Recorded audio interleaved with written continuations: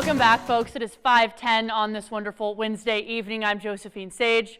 Let's jump right into the forecast. Right now, as we take a look outside at America's Mattress Live Tower Cam, we've got this beautiful sunset that is on the way, but it's going to happen quite quickly, and it's going to get dark outside, and that also means quite the drop in temperatures as we continue into these later evening hours. We'll notice our weather headlines are showing temperatures are staying colder, at least for the next 24 to 48 hours.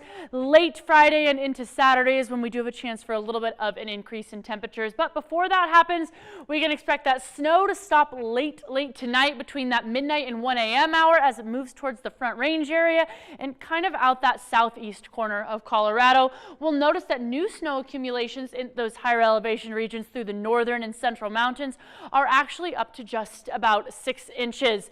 Now, more locally, we are looking at the Powderhorn Stake Cam, and we've got just about 4 inches of fresh snow accumulation from this storm that just moved on through. Mind you, earlier this week, we didn't have any snow accumulation, so this is all fresh and, well, looking to kind of continue to grow as we get into the bulk of November. And as we take a look more nationally, we'll notice this low pressure trough starting to move on out, and that moisture will start to move out of that southeastern corner of Colorado, like I mentioned. But and off the west coast, we've got this high pressure ridge continuing to build, which means there is some dry air headed our way here on the western slope, alongside a little bit of that increase in temperatures by just a couple of degrees every single day on Saturday, Sunday, and leading into that early work week.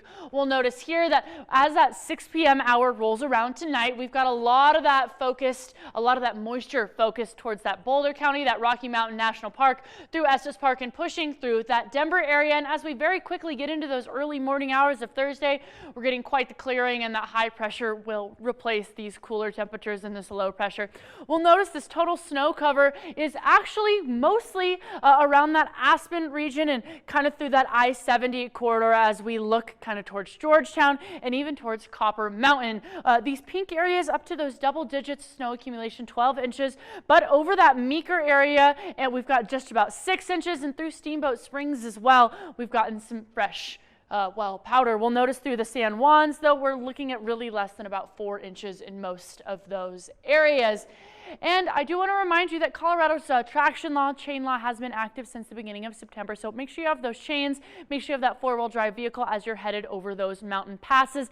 And that short-term forecast will show that by late tonight, all the storm system is really pushing further south of Aspen and along that I-25 corridor. And essentially, as we fast forward into Thursday evening, clear skies can be expected for the western slope and the majority of Colorado, even through that Front Range area. Now, currently it's feeling 47 in Grand Junction, 42 as we look towards Montrose, and 30s already even as we look towards Aspen right now. Now, our almanac will show we're even below that seasonal average, and that will continue with us through these evening hours tonight at 28 in Grand Junction, 25 in Montrose, and teen digits as we look towards, Carbondale, Gunnison, and Aspen as well. Discovery Auto Group's 7-day forecast will show that those cooler sub-freezing temperatures will stick around with us for the long run, and we'll notice as soon as Sunday rolls around, we're going to start to increase in temperatures by just a couple of degrees every single day leading up into the early work week.